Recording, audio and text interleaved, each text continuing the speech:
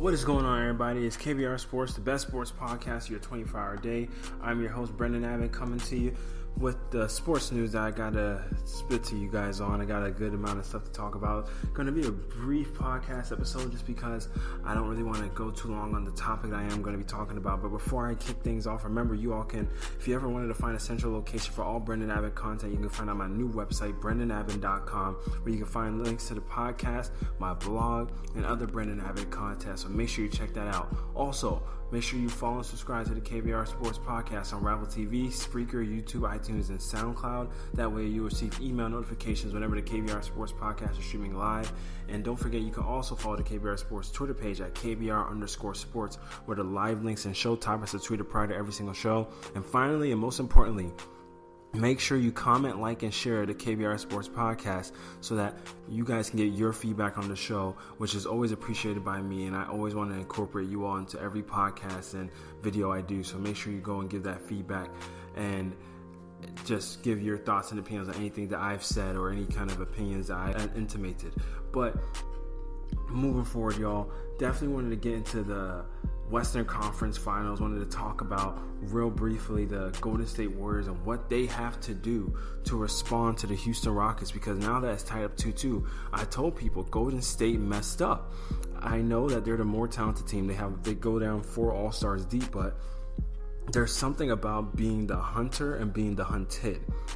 Right now, Golden State is the hunted, and they essentially put Houston in a position where there's a couple of things that people never want to happen when you play in Golden State.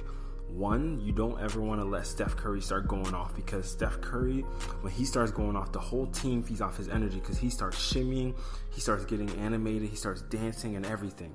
So when he starts going off, everybody else feeds off of it. Two, you don't want to let him go off and then essentially go off in the third quarter, because that's the Golden State Warriors money quarter, and you don't want to get their home crowd involved, because that is what kills you when you let the Golden State Warriors crowd get involved, and it just seems as though they can run a team out of the stadium as quickly as they entered it, and you don't ever want that to happen. So that's what happened in the third quarter of this game. And then 4, you don't want to let Steph and Kevin Durant go off at the same time, which just did not happen in this game, which is a good key. But the Golden State Warriors did essentially have 2 of the 3 things that they aim to have happen every single game go right for them, and they still ended up losing this game. Granted, by 3 points, but when you have Steph go off the way he did in that third quarter, and you go into the third quarter or fourth quarter for double-digit lead, which is another thing, you don't want to be going into a fourth quarter with Golden State having a double-digit lead on you, and that was the situation, and Houston ended up pulling it out because Golden State got away from what their game type is, and it frustrates me to some degree. Not that I'm rooting for Golden State to any capacity, but I hate watching teams lose because they didn't play like them true selves. I'd rather see a team play like themselves at their best and then catch an L, because then to me it's like, yeah, you beat them straight up. Not that if Houston beat Golden State, obviously not saying that they didn't beat them straight up, but what I'm saying is I'd rather see Golden State go down playing their certain brand of basketball as opposed to changing it and letting Houston dictate them into a certain game of basketball, where I can see both styles kind of combat each other and get that mano-a-mano, which style is better, Golden State's free motion ball movement offense or Houston's high pick and roll isolation offense. So for me, I saw Golden State getting away from a lot of that, and they just went cold in the fourth quarter, but they became so jump shot dependent. They stopped making the same cuts and drives to the lane that would create layup opportunities and open 3-point opportunities. And I don't know why Golden State gets into a mode like that where they just start relying on the jump shot so much. Kevin Durant did it. Steph Curry did it. Klay Thompson was doing it, even though Klay Thompson seemed to have gotten a knee sprain and was compromised, but the other two most certainly were falling into that trap, and I just couldn't understand why. Kevin Durant took 3 threes in the fourth quarter, missed every single one of them. Kevin Durant only made 1 shot in the fourth and got to the free throw line twice. So it's just one of those things you gotta sit back and think about, like, you got to attack the Rockets defense. The Rockets shot 13 more free throws than the Warriors did in Golden State. Let it sink in. In Oracle Arena, the Rockets shot 13 more free throws than Golden State did. So that's just one of those things you got to sit back if you're the Golden State Warriors and say, hey, they are out physicaling us. They're out bodying us. They are taking it to us, and we are not responding in the manner that would dictate our style of play versus theirs. Houston is just bodying Golden State, playing them physical. That's it. And Golden State has to respond by actually driving the basketball and thrusting it down Houston. Because Mike D'Antoni even said, oh yeah, they seem fatigued, but that's because we made them feel us tonight. And that's something you just can't let happen if you're the Golden State Warriors. So for me, my recommendation to the Warriors, if I was to make up any kind of advice or game plan that I would recommend to them in terms of how to combat the way Houston is defending them, just don't get out of your game plan. Do what you've been doing. Keep the ball moving. Move on offense. It seems as though so many times Golden State gets stuck into this thing where they start dribbling too much.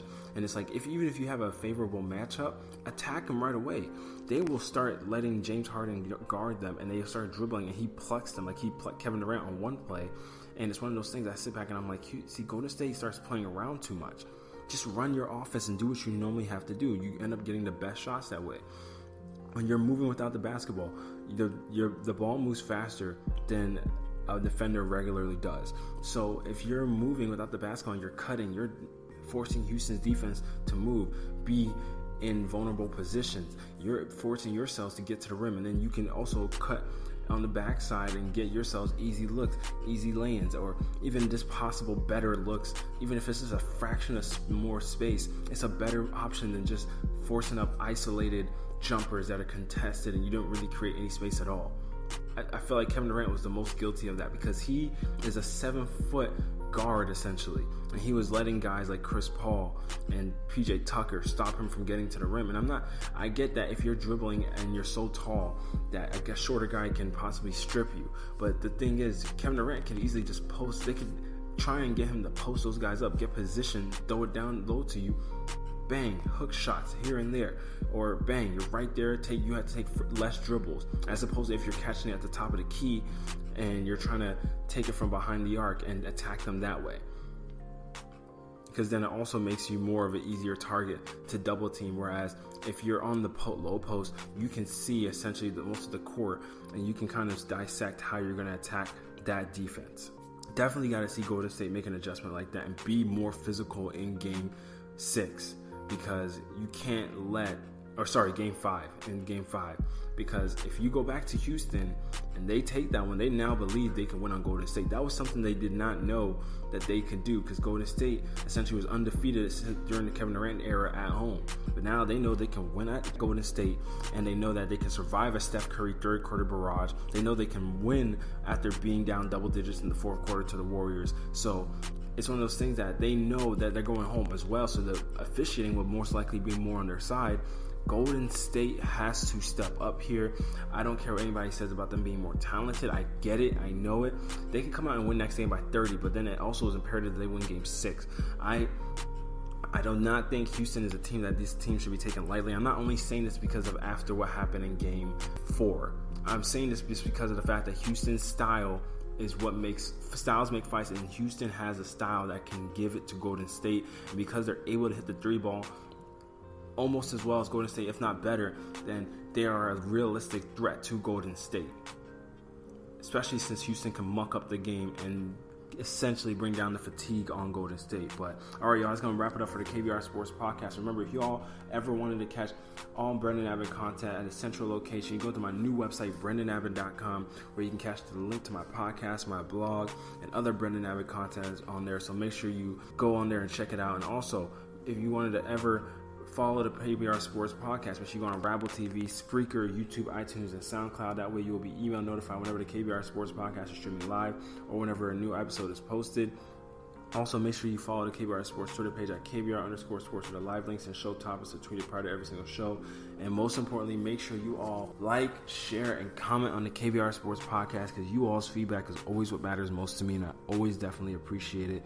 You don't ever understand how much it means to me whenever I see the feedback from y'all, and I always want to encourage that. But all right, y'all, I'm out. Make sure you guys check out the next game, Game 5 of the Golden State and Houston Rockets series. Going to be a great game. And also, congrats to the Washington Capitals on making it to the Stanley Cup, to where they'll face the Las Vegas Golden Knights, who are in their inaugural season. It's just a Cinderella story on both sides, where you're going to have the team that's its first season ever in NHL, and then you're going to have Alexander Ovechkin, possibly the best player in the game right now, going for his first title. Going to be a great series and things to behold. But all right, y'all, for now, I'm out.